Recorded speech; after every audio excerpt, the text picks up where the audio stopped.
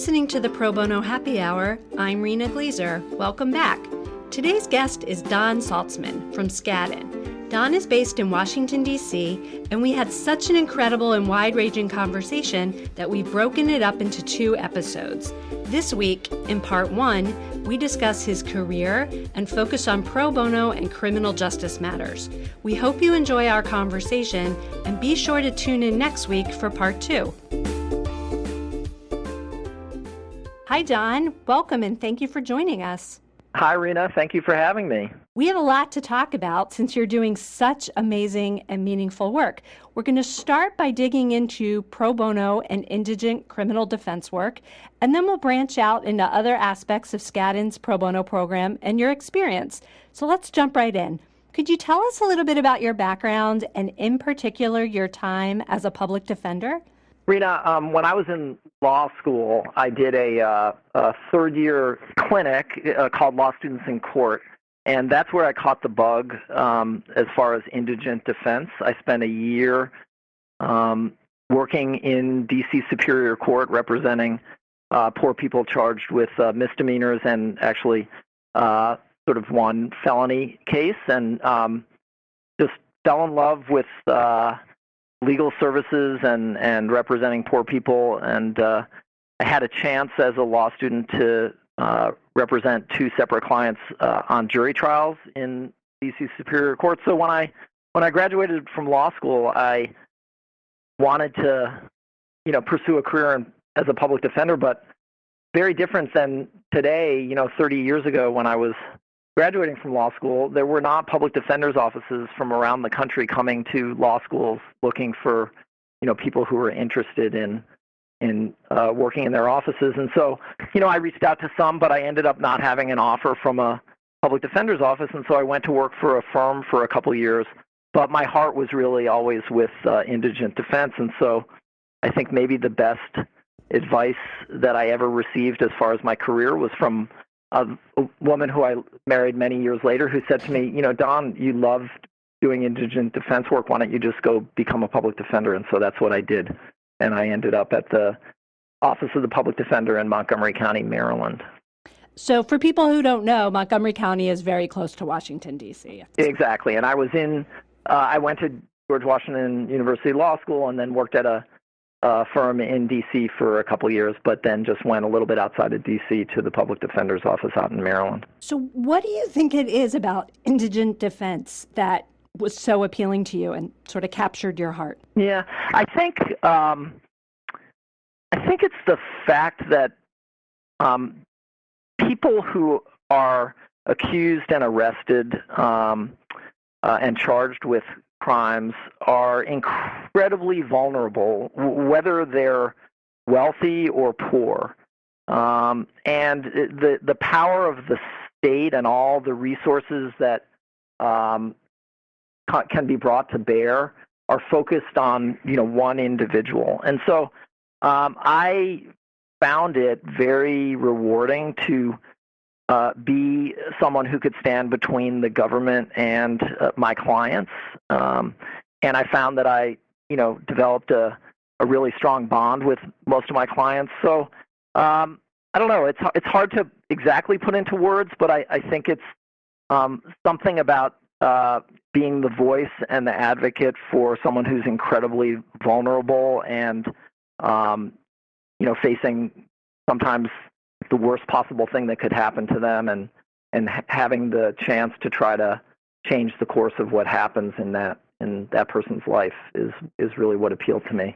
I think that's why a lot of people go to law school and pursue careers in the legal profession in general. Are there particular skills or personality traits that you think make for a good public defender? Well, I think you have to have a lot of skills. You have to, and I don't even know if this is a skill, but I think you have to have passion for what you're doing.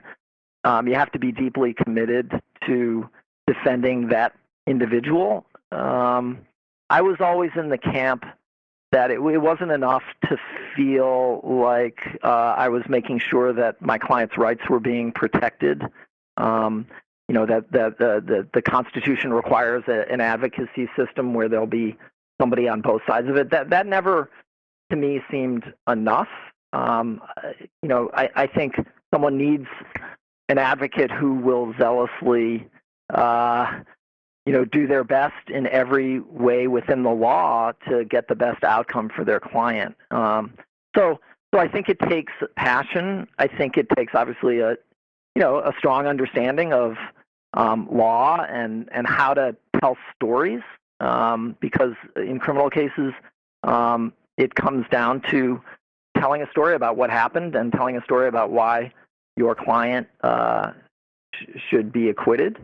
And then, there are courtroom skills that people learn over time that take a lot of practice, but can definitely be learned. So, I think it takes a lot of things, but those are maybe some of the key things that I have seen in my career. It's hard to generalize, I'm sure, but how'd you spend your time? Sort of what'd you do all day? So, I started my career as a misdemeanor lawyer, representing people charged with, things like shoplifting and drug possession and assault and battery and incarcerable traffic offenses like drinking and driving.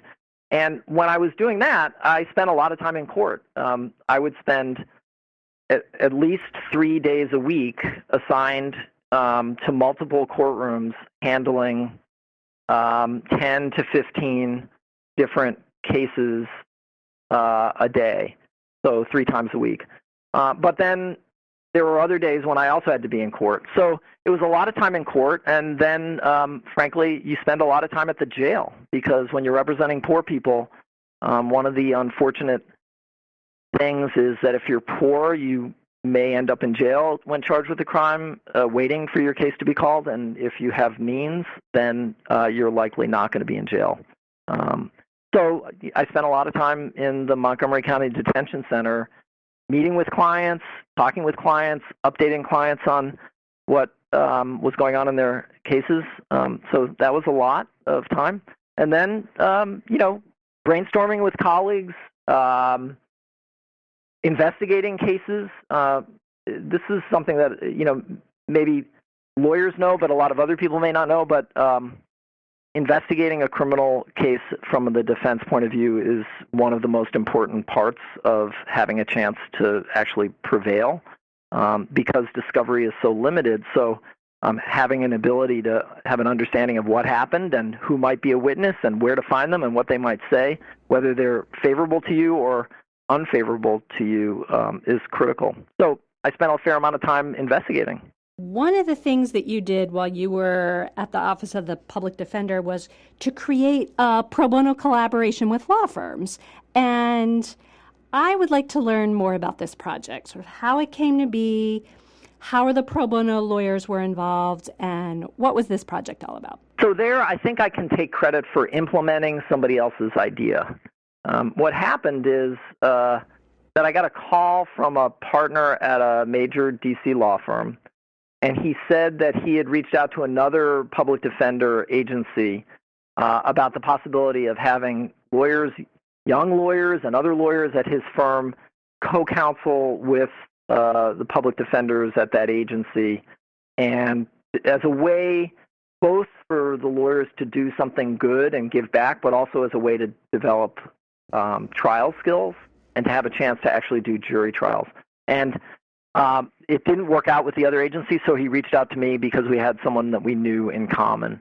And so I pitched this idea to my boss at the time, and he was very supportive, and I was really interested in this because I saw it as a way to leverage really smart people at firms with a lot of resources, and as a way to try to, the idea was to try to reduce the caseload of the lawyers in the public defender's office so that we would not assign the lawyers from the firm cases that we otherwise weren't going to handle, but would assign them cases that we already had assigned to our lawyers.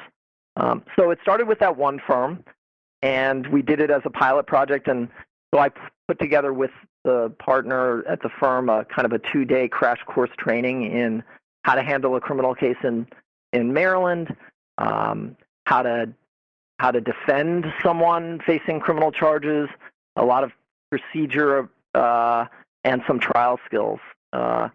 And we started with that firm, and it was very successful. And so then we started inviting other law firms to join. And I think by the time I left the public defender's office a couple years later, we had 7 or 8 firms, maybe more. I've lost track now. It's been a long time.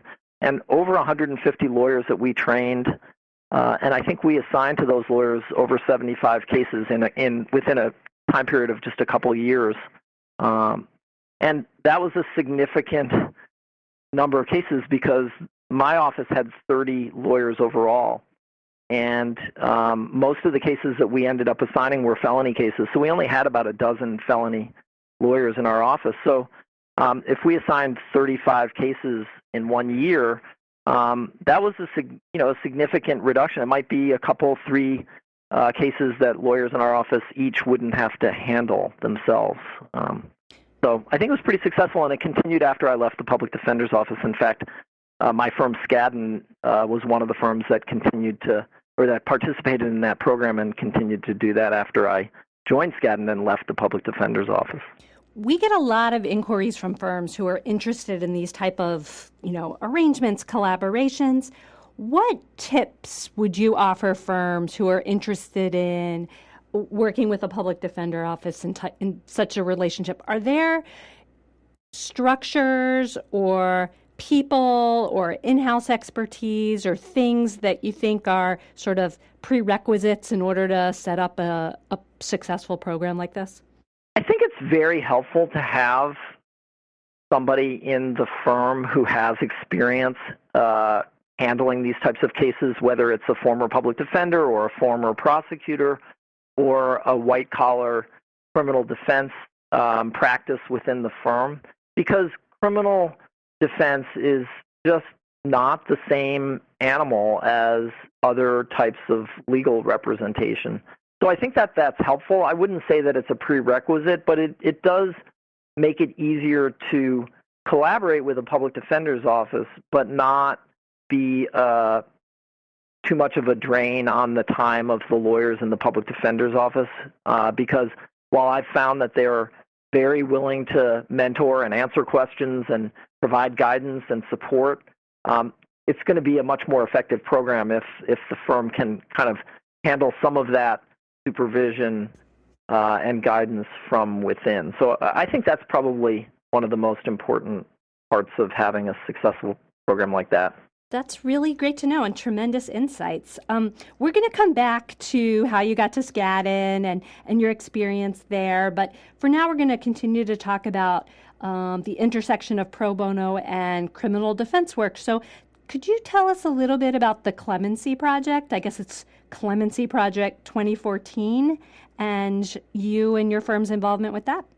In early 2014, the Department of Justice announced that President Obama was interested in using his clemency power to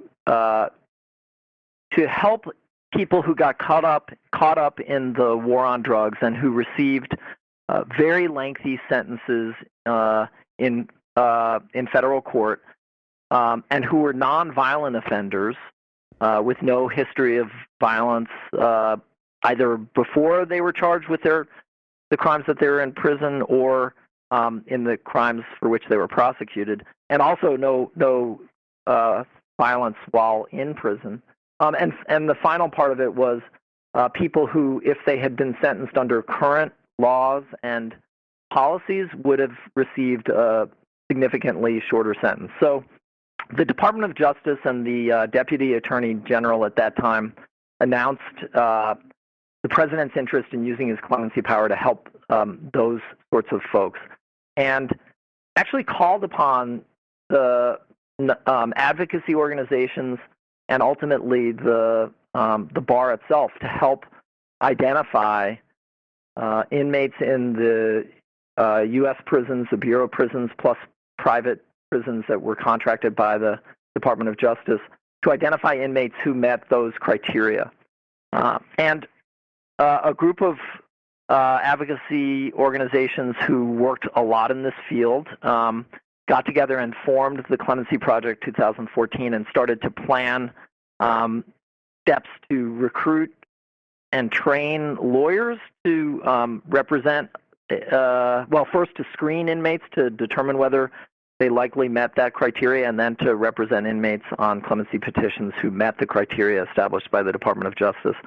So fairly early on in the process, one of the advocacy organizations, the Lawyers Committee for Civil Rights, which was not one of the original sort of founding members of the Clemency Project 2014, they got involved because the Lawyers Committee has tremendous experience in developing national pro bono networks and recruiting and training, hundreds and thousands of lawyers, in this case, turned out, to join together in a common effort. And so they began to be part of the Clemency Project work early on, and they reached out to me because we've had a relationship and I've worked on projects with them, and they knew of my criminal defense background. And so I started working with the Lawyers Committee and through them with folks in the Clemency Project 2014, mostly on the side of helping to put together a structure for recruiting and training lawyers. And part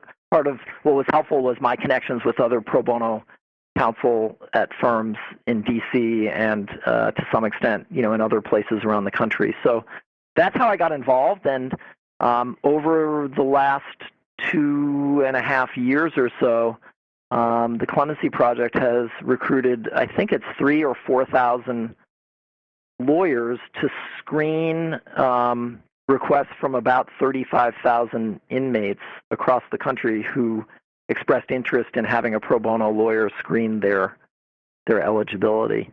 So I don't want to air dirty laundry or anything like that, but some firms have reported mixed experiences working on this project. Could you share some of the pros and cons of people's experience doing this work? Absolutely, and I recognize that this has been a process that has had kind of fits and starts, and but I think ultimately it's been a tremendous success because the president has granted clemency as of today to over 1,000 inmates. So I'm a firm believer in the project, but there have been a number of different iterations of the process. First, lawyers were told that there would be about 6 hours of training that they had to watch on on-demand training that they could do from their computers, laptops, or whatever. And that, over time, changed as the project got more insight from the administration about what they were looking for, and as people started working on cases, it ended up being just about a couple hours of training rather than 6 hours of training. There's also a lot of difficulty initially obtaining one of the key documents that was critical to evaluating inmates, which was the pre-sentence report.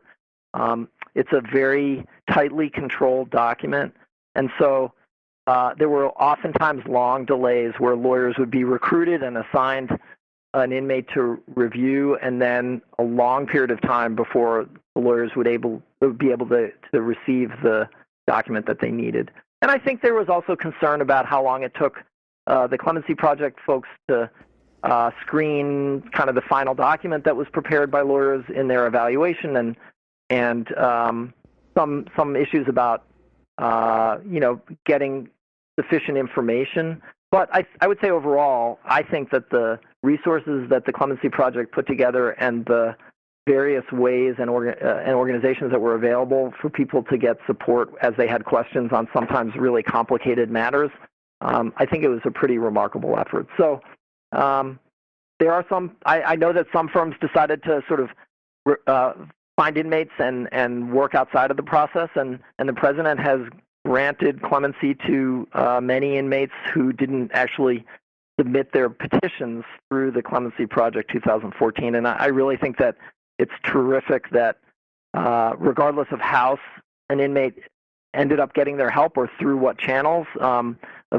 very large number of people have had their sentences reduced, and I'm still hopeful that the president will grant many, many more. There are hundreds and maybe thousands of people who have requests to the president in the pipeline right now, and not that much time left. Yeah, I was going to ask to to get out your crystal ball, since we're approaching a change of administration, and what do you think's going to happen with the pending applications? My own view is that the administration will review nearly all of the applications that are already in the pipeline, and I'm hoping that there will be some kind of decisions made more on categories of inmates rather than an individual determination about each specific person's eligibility, or some sort of a hybrid, so that they can get through all of the inmates who've submitted requests before President Obama leaves office, because there's no way to know whether the next administration will have the same appetite for reducing our prison population and trying to ameliorate some of the worst parts of the war on drugs, which has been so devastating to communities all across the country. So I'm hoping that President Obama will grant many, many more clemency requests before he leaves office, and I'm confident there will be more grants before he leaves office, but I hope it's a really big number, because I think there are many, many deserving people who are desperate for this opportunity. We'll see. I mean, depending on when listeners are listening, they may know the answers. Exactly. They may know. This may not be a crystal ball, but a replay. Exactly. So we'll stay tuned. We'll see what's happening. So many listeners are familiar with a lawyer, Barry Scheck, and many of you may know him from the O.J. Simpson trial, which in pop culture had a renaissance this year with the ESPN documentary and The People versus O.J. Simpson, an American Crime Story. These were both critically acclaimed hits, and I was hoping you could tell us a little bit about the Innocence Project, which you've been involved in. The Innocence Project is an organization in New York that Barry Scheck and Peter Neufeld, who also was a part of the OJ team, founded, I've lost track of how many years ago, several decades ago. And the mission of the Innocence Project, which is located in New York, is to help people who are in prison who are actually innocent, not people who are in prison because of a technicality or a procedural problem that went wrong in their case, but people who shouldn't be in prison because they didn't commit the crime for which they were convicted. And there's a whole innocence movement across the United States. There's innocence projects in almost every state, or projects that cover every state. Some of them are individual, nonprofit organizations. Some of them are affiliated with law schools. But there are projects all over the country. And the Innocence Project in New York is the most famous, and they have helped well over 150 people who were exonerated because of DNA evidence that was discovered later on. Recently, the Innocence Project in New York has started focusing on cases that don't only involve DNA, but there are innocence projects around in other places in the country that have helped people who don't have any possibility of being exonerated by DNA evidence, but have other evidence of innocence. And I've been involved in a project here in D.C. called the Mid-Atlantic Innocence Project, which helps inmates from D.C., Maryland, and Virginia. And our project and many others work on both DNA cases as well as non-DNA cases. Related to exonerations, I wanted to talk a little bit about a pretty well-known case that you worked on called the Norfolk Four. One of the other lawyers involved in this, George Kendall, was an amazing guest on our podcast. Some of you may have listened to that episode already or check it out, but I was hoping you could tell us a little bit about the Norfolk Four. The Norfolk Four are four former sailors. They were actually in the Navy at the time that they were falsely accused of a terrible murder of an 18-year-old young woman who was the wife of another Navy sailor. And she was raped and murdered in her apartment in the summer of 1997. And the curious bizarre thing about the Norfolk Four is that the police focused very quickly on a man who later became my client and interrogated him without really any reason to believe, no real evidence to believe that he was involved. And the Norfolk Four is really a story about coercive interrogations and the ways that police can pressure people to admit to a crime that they didn't commit.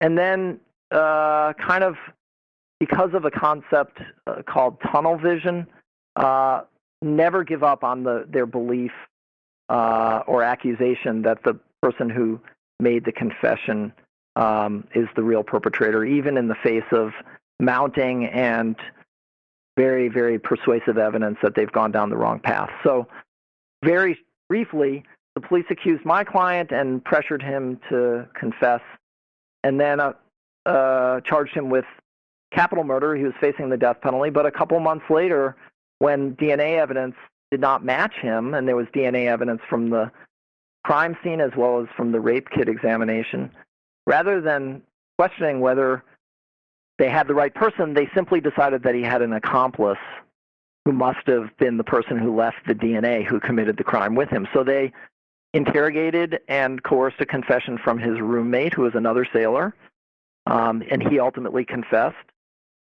His confession didn't match the crime scene. His confession didn't match my client's confession, which also bore no relationship to what actually happened in the case. And they felt they solved the crime, and then DNA came back, and it didn't match the second guy, and they did the exact same thing again with a third person, and then the exact same thing months later with a fourth person. And ultimately, there were 7 men in prison, 4 of whom confessed. All were facing the death penalty, and none of them matched the DNA evidence that should have told the investigators that they had the wrong person. And it's a long story, but ultimately, 4 innocent men spent between 8 and 12 years in prison, despite exonerating DNA evidence, before Governor Tim Kaine granted a clemency request from lawyers representing these men, including me and lawyers from my law firm and 3 other major law firms. And our clients were released from prison, but their convictions were left on their record, and it's taken another 7 years and an enormous amount of lawyering and commitment from pro bono lawyers at a lot of firms to finally overturn the convictions of 3 men. But one of them has had no recourse in the courts for complicated reasons and is still, under the law, viewed as responsible for the rape of this young woman. And we are now working to try to persuade a new governor in Virginia, Governor McAuliffe, to grant absolute pardons to all 4 of these men. So it's been a 19-year odyssey for our clients, and George Kendall and I and many, many other really talented lawyers have been working on this case for 12 and a half years, and we're not quite done yet. That's incredible. Thank you so much for sharing. We're so inspired by this amazing and important work. Well, I will just say that one of my heroes in law is George Kendall, and I listened to your podcast with George, just trying to get a sense of what to expect about this podcast. But he is an amazing person, and it's been a real honor to work with him on this case, and many of the other people who've contributed, I think, feel the exact same way about George. So it's really one of the highlights of my career. Thanks for listening, and a special thank you to Don for joining us. Be sure to join us for part 2 of our conversation next week, when we'll be discussing Skadden's pro bono program, including its innovative global impact project. New and archived episodes of the podcast can be found on iTunes and YouTube. Be sure to subscribe if you haven't already, and please take a moment to leave a review. We'd appreciate the honest feedback, and it would help make it easier for other listeners to find the program and expand the conversation about pro bono and access to justice. We'd love to hear from you. Send your comments and suggestions to pro bono at probonoinst.org. Be warned, we might just read them on the air. As always, to learn more about the Pro Bono Institute and our work, please visit our website at probonoinst.org. The next program in the Esther Lardent Leadership in Pro Bono series, a conversation with Tim Mayopoulos, the president and CEO of Fannie Mae, is scheduled for January 25th in Washington, D.C. And registration is now open for our annual conference, which will be in March. If you're interested, act now to take advantage of discounted registration rates. Thanks for listening, and we'll see you next time on the Pro Bono Happy Hour.